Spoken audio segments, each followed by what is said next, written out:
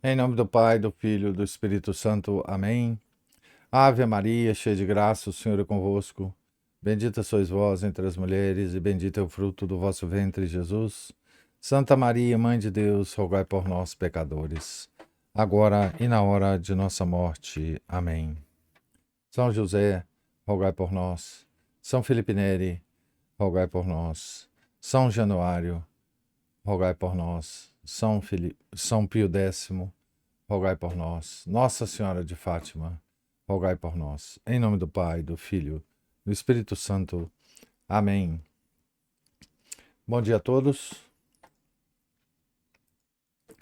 Nós estamos aqui na página 373 da biografia de São Pio X, escrita pelo padre Hahnemann. Estamos aqui no meio do capítulo intitulado O Terror de Sua Corte. Pio gentilmente reformou a corte papal. Ele eliminou cargos que lhe pareciam desnecessários. Aterrorizados, os criados sussurravam coisas terríveis e incompreensíveis entre si. O que será do Papa se não falar no plural principesco, se disser eu, em vez de nós, e não o contrário, como exigem a tradição e a etiqueta? O que se pode dizer do fato de que aos domingos a maioria dos romanos inunda o Vaticano com roupas comuns do dia a dia e o Papa se mostra na varanda? E ele não apenas dá uma bênção, mas também prega, como fazia em seus tempos de pároco da aldeia. Ele não consegue compreender que não é mais um pároco de aldeia, mas o chefe do cristianismo, que deve se manter em santa inacessibilidade. Então, ele deixa entrar qualquer um nas recepções para ele. Recebe-o como um igual.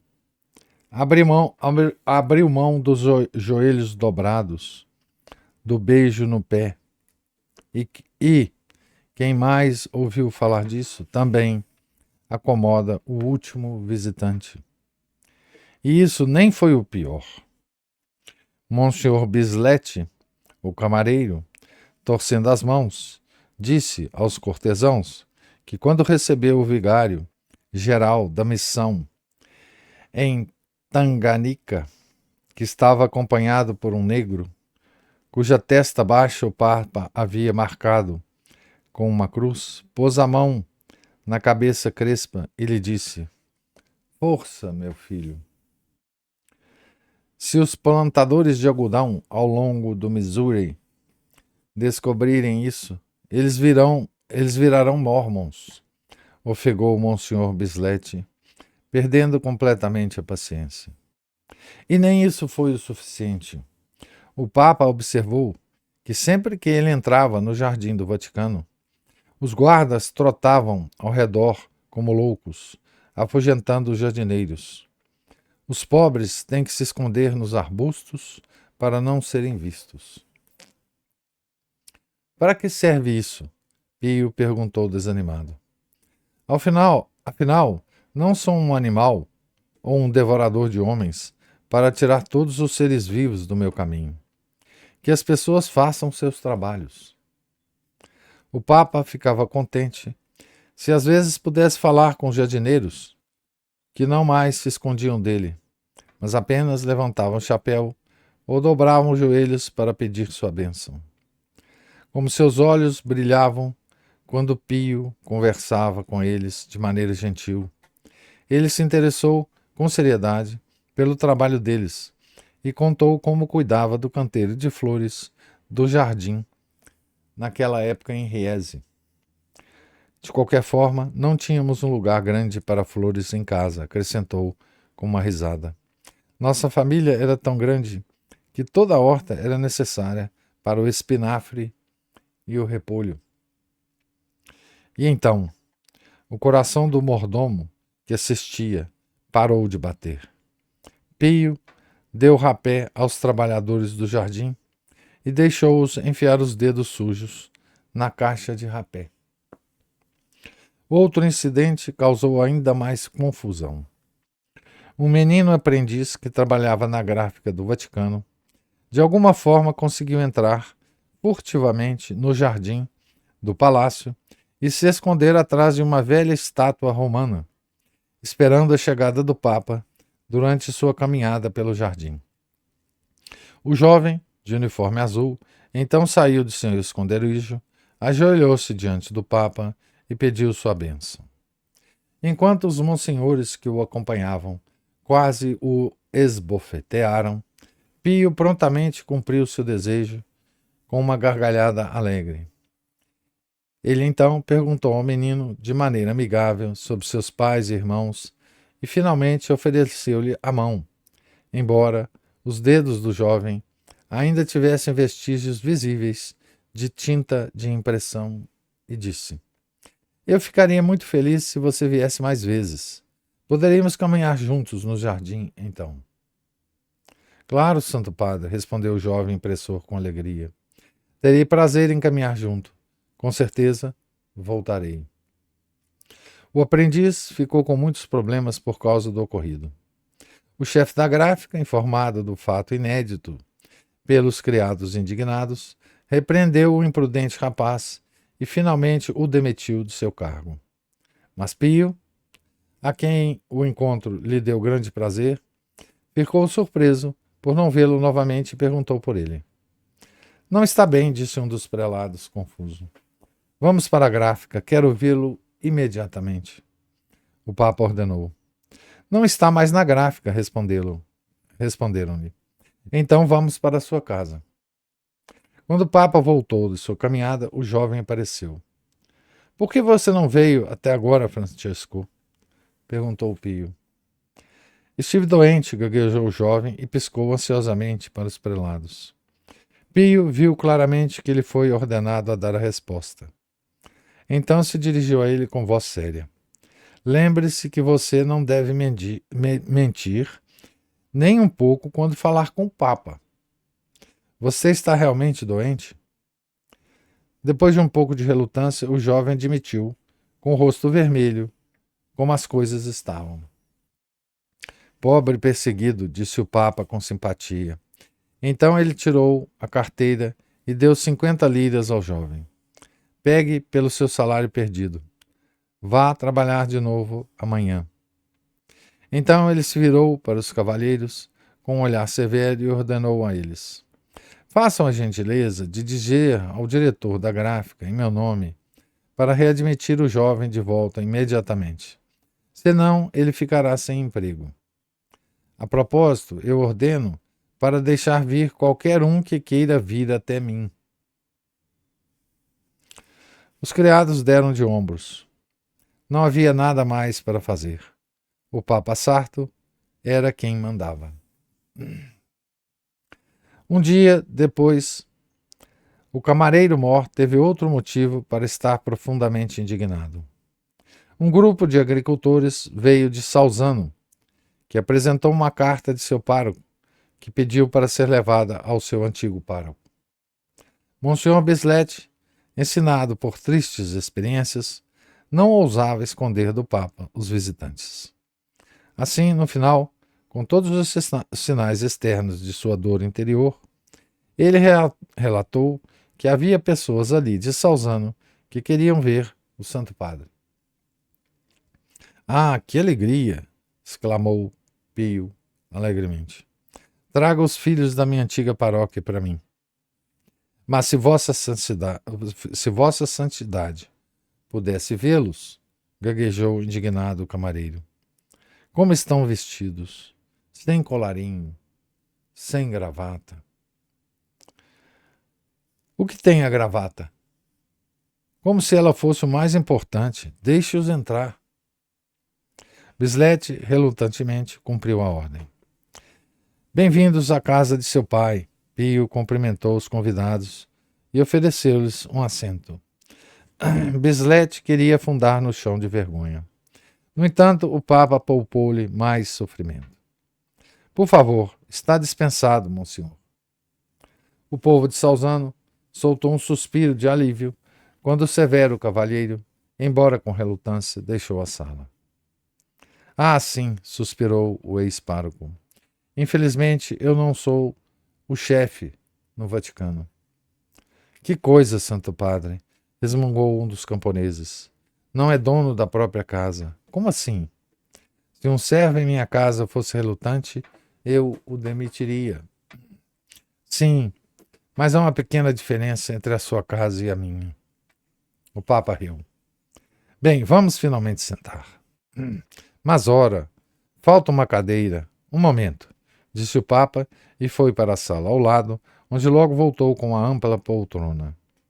Se o camareiro maior pudesse ver isso, ele pensou para si mesmo. Agora me contem como as coisas estão em casa, exortou os seus visitantes enquanto passava a caixa de rapé. A conversa amigável começou. O senhor ainda sabe? O senhor ainda lembra? O senhor ainda se lembra dele? O senhor ainda se lembra, riu o velho Pietro, quando me disse: assim que eu me tornar papa, farei do senhor o comandante da guarda nobre. Sim, foi o que disse, senhor papa. É tão verdade quanto eu estar aqui sentado. Eu realmente prometi isso? Pio coçou a orelha. Sim, só pode, concordou o outro. Desde então, Pietro se autodenominou o comandante da guarda nobre. Espero que não deseje que eu cumpra tal promessa. Digo-lhe honestamente, esta será uma grande dificuldade, sorriu o Papa. Deus me livre, Pietro riu. Na guarda nobre só existem sangues azuis, condes, barões, duques e afins. Nossa espécie não pode ser encontrada lá. Eu, portanto, me recuso e desta forma renuncio ao meu cargo. No futuro, vou me chamar de comandante aposentado da guarda nobre. Este é o meu filho. Um dos camponeses apontou para o filho de 12 anos. Oh, criança bela, qual é o seu nome? Perguntou o Papa amigavelmente. Beppo, respondeu a criança radiante. Sou batizado em seu nome, Santo Padre. O camareiro entrou e anunciou a chegada de uma delegação de Palermo. Sim, assuntos de Estado, meus queridos, suspirou o Papa. Ele apertou a mão de todos mais uma vez. O pequeno Beppo tirou do bolso um par de terços, puxou o braço do Papa, fazendo o camareiro sentir o coração pular de raiva, e gritou: Santo Padre, por favor, abençoe esses terços para minha mãe e meu irmão. Sorrindo, Pio atendeu ao desejo da criança. Então ele deixou Monsenhor Bislete escoltar muito educadamente seus convidados para fora do palácio. Os senhores de Palermo, após a morte de seu patriarca, foram conduzidos a Roma por um desejo especial. Santo Padre, disse o orador, viemos pedir a Vossa Santidade que tenha em conta as nossas tradições, segundo as quais o arcebispo de Palermo deve ser de origem nobre e doutor em teologia. Pio olhou longa e silenciosamente para os candidatos e finalmente disse com grande paz de espírito: Sim, então eles querem um nobre com um grau acadêmico, de origem civil, que, se não estiver enfeitado com o chapéu de doutor, não o considerariam adequado? Nossas tradições, recomeçou o orador. Eu entendo. Pio interrompeu.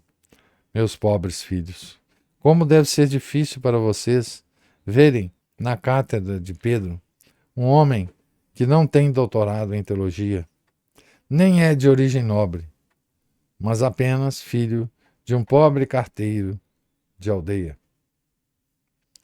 Os cavalheiros ouviram confusos. Mas consolem-se. Envio-lhes um bom pastor, com extenso pedigree e os mais altos méritos acadêmicos. Com isso, dispensou a delegação, mas dessa vez aceitou até o beijo no pé. Enquanto isso, em todo o mundo, aguardavam-se as primeiras palavras do Santo Padre. O que o Papa realmente está fazendo? Perguntavam as pessoas de boa vontade. O que o Papa está fazendo? Perguntaram os diplomatas, que esperavam ansiosamente por sua opinião e decisões políticas. O que o Papa está fazendo? Perguntaram os bispos surpresos por não ter aparecido sequer uma encíclica. Quando Pio foi importunado com essa pergunta um dia, ele disse: diga a todos que se interessam por minhas ações. O Papa está rezando. Em 4 de outubro, a primeira encíclica do Papa foi finalmente publicada. Ele proclamou seu lema na voz de seu grande e amoroso coração, com uma firme rejeição aos erros da época. Omnia instaurare in Cristo. Restaurar tudo em Cristo. Esse bordão, né, é o próprio título, né, da primeira encíclica, né, de São Pio X. Omnia instaurare in Cristo. A encíclica causou alegria e júbilo entusiástico entre os cristãos de todo o mundo. Então, 4 de outubro é mais ou menos 2 meses de setembro, outubro, 2 meses depois da posse, né? A encíclica causou alegria e júbilo entusiástico entre os cristãos de todo o mundo. Sim, esta é a palavra do Sumo Pontífice. Esperávamos isso do Papa, cheio de fé e profunda piedade. Foi repetido em todos os lugares. Que Papa! Exclamou um capuchinho em Roma. Esse é o tipo de Papa que nosso Deus nos enviou. Ele é realmente um santo. A imprensa liberal também não recebeu a encíclica de forma exatamente hostil. Sim, disseram, o Papa é um homem piedoso. Ele reza a missa, reza o rosário e não liga para os acontecimentos mundiais. Não temos nada a temer dele. Isso é a imprensa liberal, né? Muitas pessoas de boa vontade sabiam que o Papa emitiu a encíclica com todo o amor do coração, mas, na verdade, esperavam dele um programa de governo mais elaborado do que o geral restaurar todas as coisas em Cristo. Vozes críticas também foram ouvidas no círculo mais restrito do Papa. Pio, porém, seguiu seu caminho sem dar ouvidos a elogios ou objeções. E este era o caminho do bom pastor, que ama o seu rebanho até ao sacrifício. Então,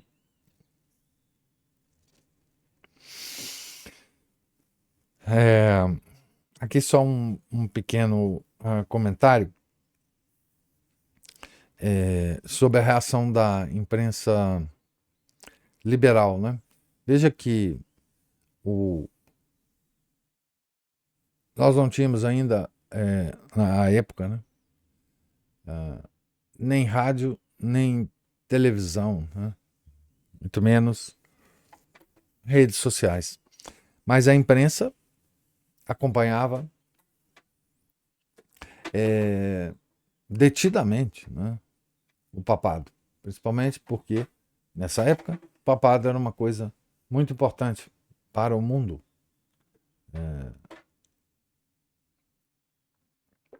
Então, essa reação da imprensa liberal é muito interessante. A reação é: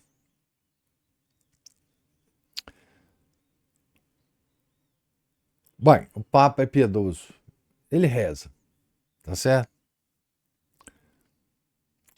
E isso é muito bom, porque se ele é piedoso e reza, ele não liga para os acontecimentos mundiais.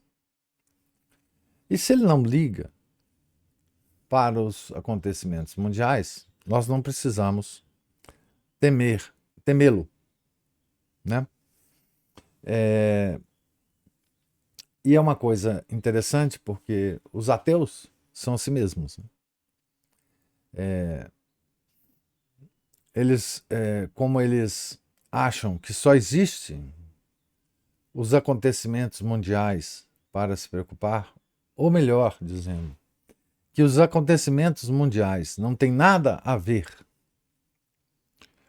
com os desígnios de Deus, porque não existe Deus para eles, ou se existir é um Deus mais distante, rezar não tem nada a ver com os acontecimentos mundiais. Né? Ou seja, o valor da oração para esses liberais diz respeito apenas a coisas pessoais. Né? O poder espiritual, enquanto tal, não existe para eles. Né? Porque os acontecimentos mundiais transcorrem sem a presença de Deus. Né?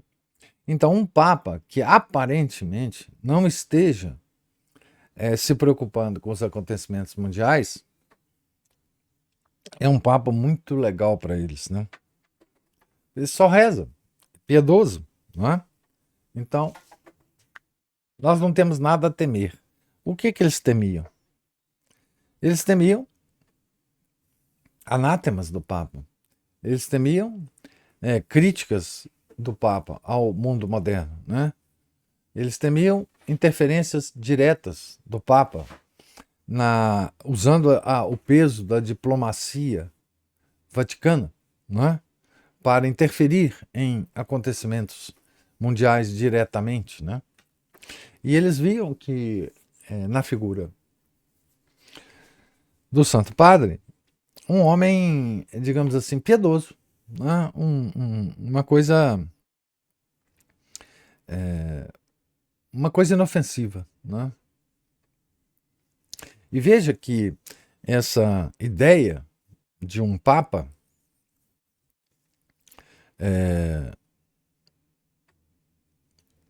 que de fato interfere nos acontecimentos mundiais é exatamente, interfere diretamente, né? E um Papa que, enfim, não demonstra muito a sua estima pela oração, né? É muito a figura dos papas pós-conciliares, né? Certo? Aqueles superstars, né? Aqueles papas viajantes que percorrem o mundo, né? Fazendo um trabalho diplomático, muito mais do que um trabalho em nome de Nosso Senhor Jesus Cristo. Né? E hoje, infelizmente, falando só coisas ofensivas aos católicos. Né? Então, ele não era esse Papa. Né? Ele não era esse Papa. Então, o próprio desprezo, né? Dos papas conciliares, sobretudo o nosso Papa reinante, né? Da vida contemplativa, da vida de oração, demonstra bem esse pressuposto, né? Quer dizer, falar sobre aquecimento global, ecologia, isso é muito importante, né? Imigração, né? Isso é muito importante que um Papa faça. Agora, ter uma vida contemplativa, né? Isso é pouco importante. Isso ele demonstra perseguindo as ordens contemplativas, fechando as casas das ordens contemplativas, né? Então, numa igreja, na igreja moderna, não há espaço para a vida contemplativa, só para a vida ativa. Marta e Maria foram separadas, né? Então só há vida ativa, né? Só há viagens de avião, entrevistas para jornalistas, não há mais recolhimento, não há mais estímulo para recolhimento, para oração, né? E a gente vê que esse espírito, né? Esse espírito que os liberais aqui estão pontuando a respeito do Papa Francisco, do Papa São Pio X, é o espírito contrário dos católicos ativos modernos, né? Pastorais disso, pastorais daquilo, e etc, etc, etc. Né? Que é criticado. Veja que coisa incrível, né?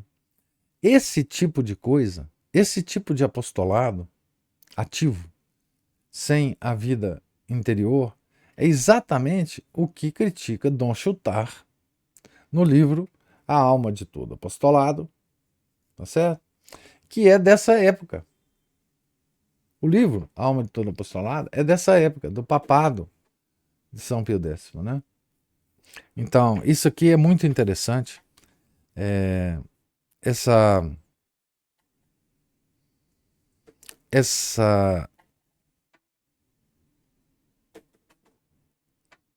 digamos assim, essa ideia da imprensa liberal a respeito do Papa, né?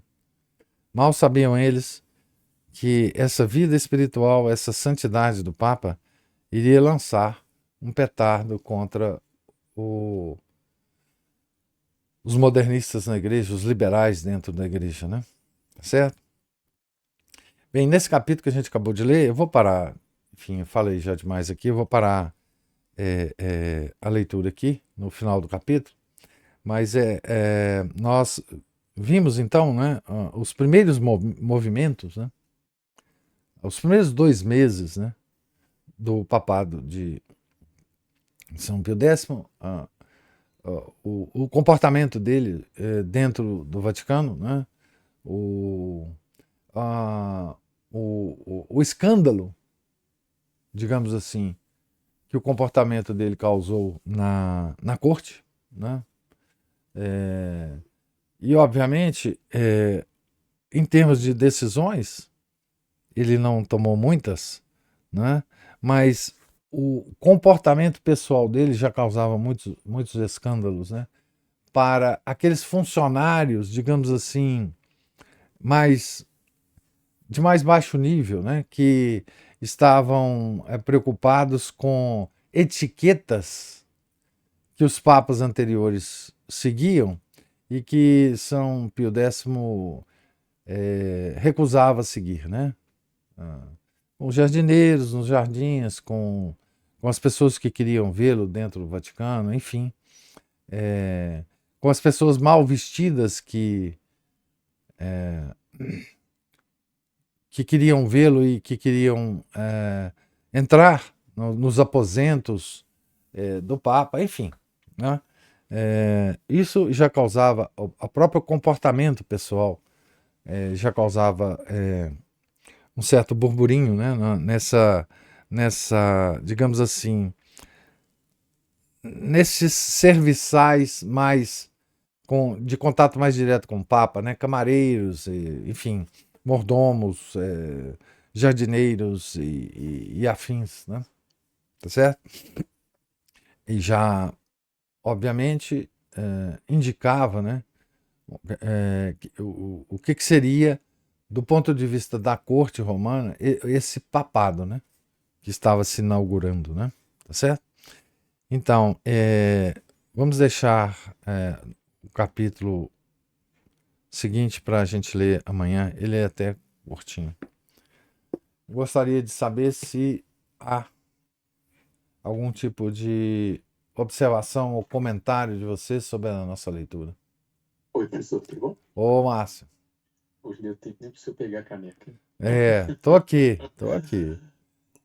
Interessante, né? Como é que é? Eu estava aqui conversando com a Ana Paula enquanto eu estava lendo. Como é que a segurança era mais frouxa, né? É. A segurança, por exemplo, do Papa no Vaticano hoje em dia, os chefes de Estado fazem varreduras eletrônicas, eles penteiam realmente o lugar ali, fica todo mundo de olho, câmera, tudo mais, né? Bem mais complicado. É. E interessante que o Papa não perdeu, né?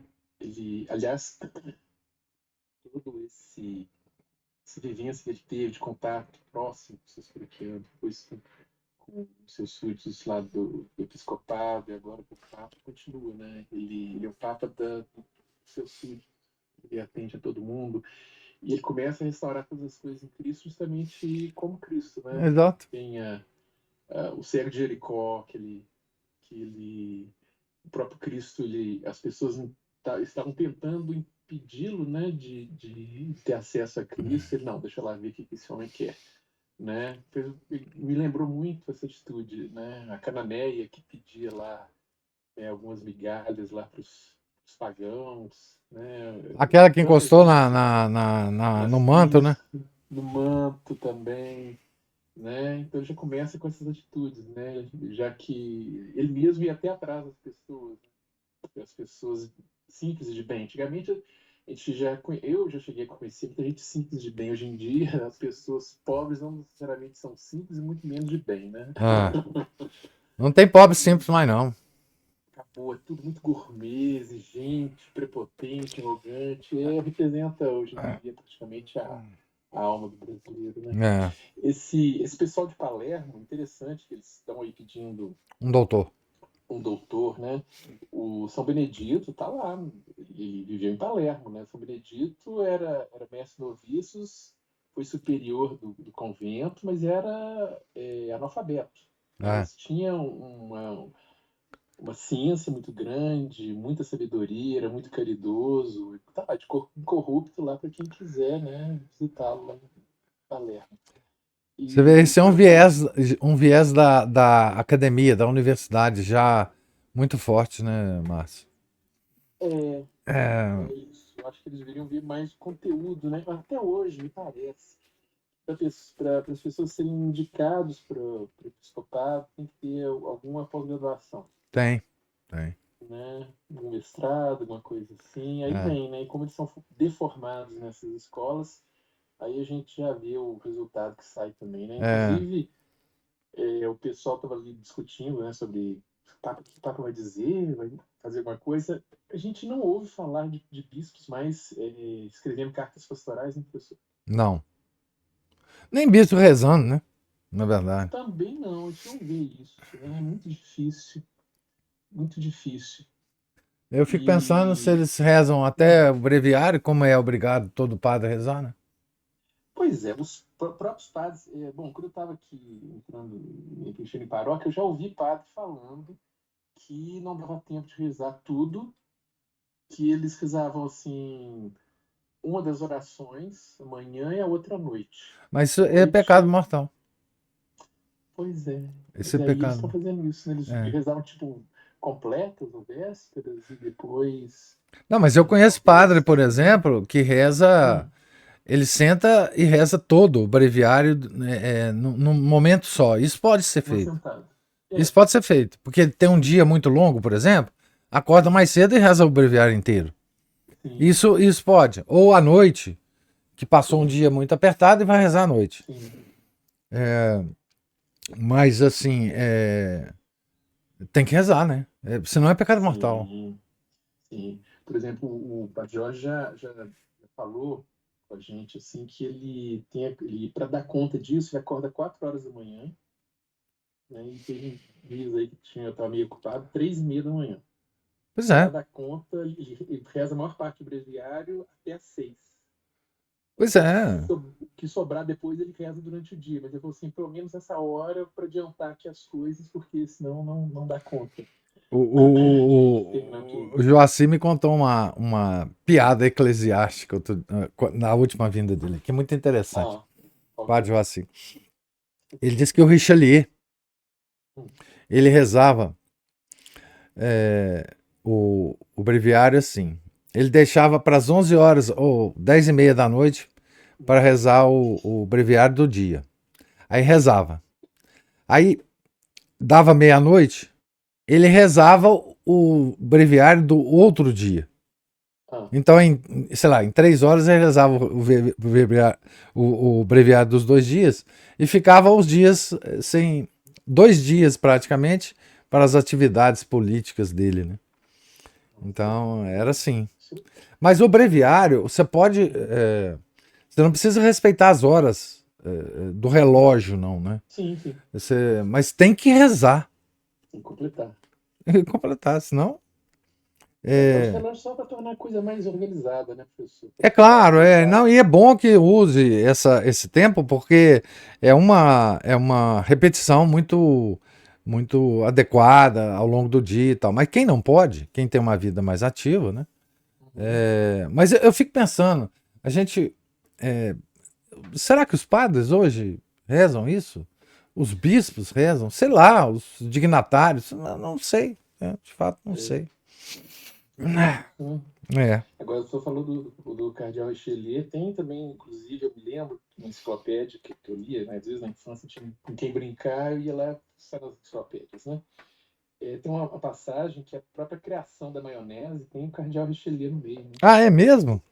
É, Uai. ele voltando de uma daquelas batalhas lá contra, né, os huguenotes, né? Depois acabou terminando com um cerco lá em La Rochelle.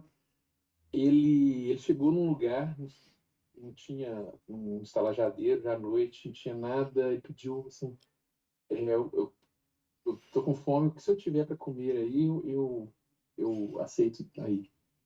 Aí ele falou assim: nossa, mas não tem nada. Aí ele falando: meu senhor, estou muita fome, qualquer coisa que o senhor conseguir aí, para mim tá ótimo. E aí o homem ele bolou lá um molho e fez uma comida lá com esse molho, e ele achou aquilo esplêndido de delicioso. E como o lugar chamava Mayonne, aí o molho ficou molho maionese, ou seja, de Mayonne, Ah, maionesa, né, vamos dizer assim. aham.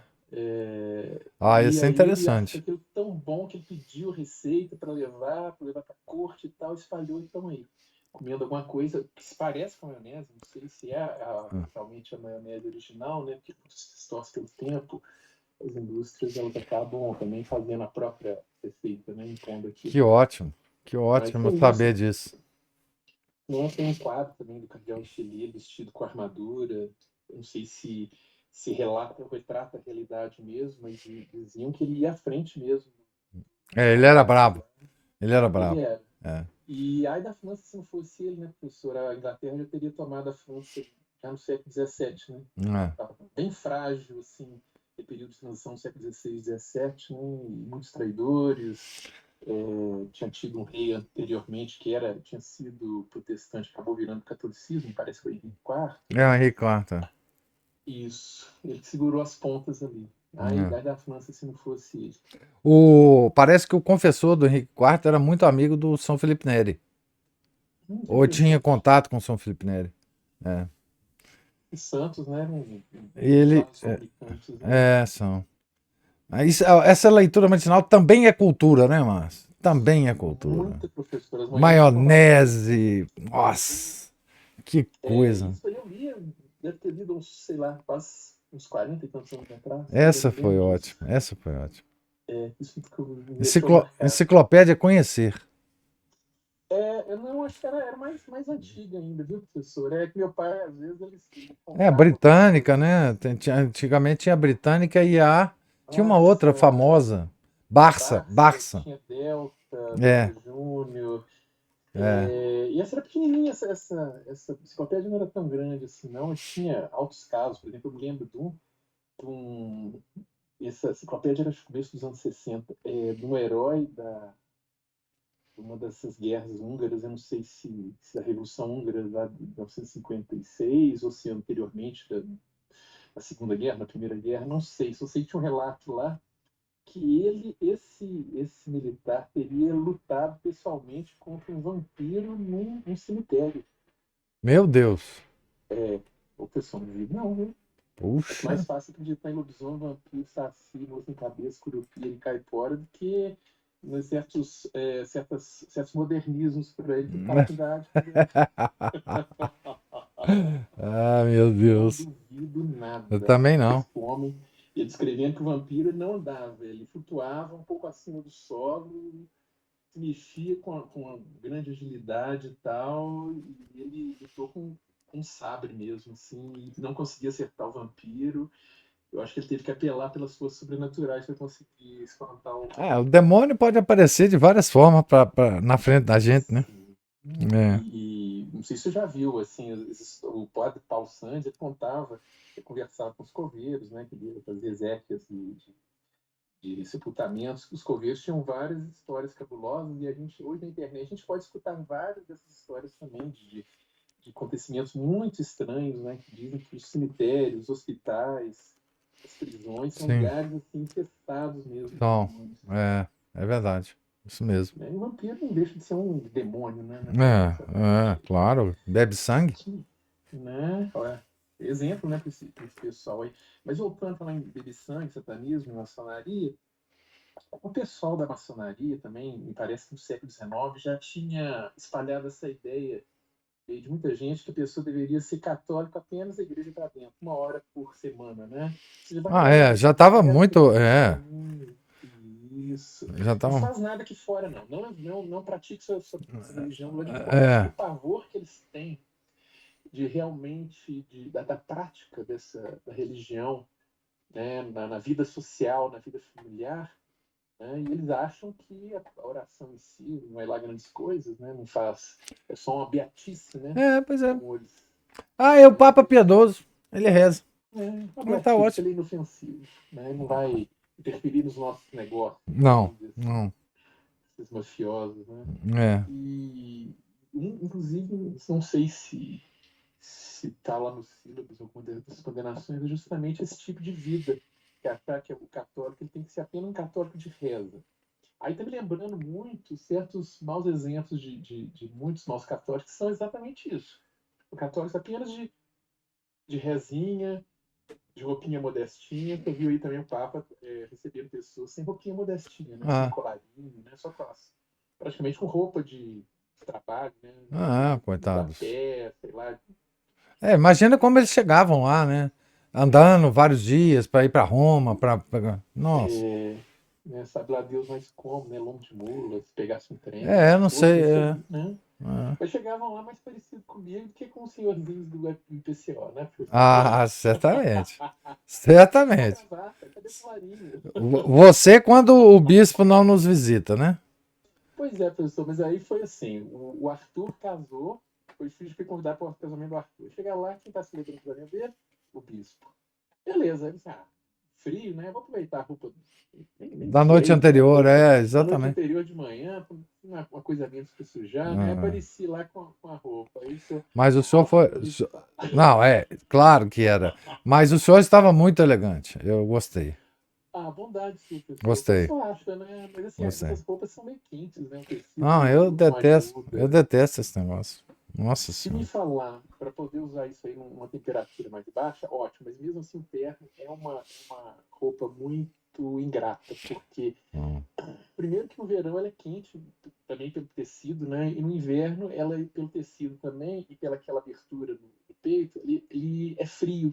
Então não ajuda. Eu acho que por exemplo, se você fizer uma túnica, aquele estilo assim, Medieval. militar, Não, o negócio é medieval, porque terno é coisa de protestante e maçom. eu acho aquilo meio. Não acho muita graça daquilo, não. A gravata, você sabe que ela foi, acho que em 17 ou 18, um dos reis da França achou bonitinho que a tropa croata estava lá com o paninho Ah, embrulhado, assim, um lenço embrulhado no pescoço e caindo assim. E aí começou a adotar aqui para o vestimento e a corte imitou, né? Você já ouviu falar ah, dessa história? já, Pois da é, mais uma gravata. cultura aí. Mas, não, hoje eu vou te falar, bicho. A cultura é enciclopédica aqui. Pois é. Isso aí Isso depois é que não tem o que fazer, fica lendo. sensacional, Eu já li muito com aquela enciclopédia também, Barça.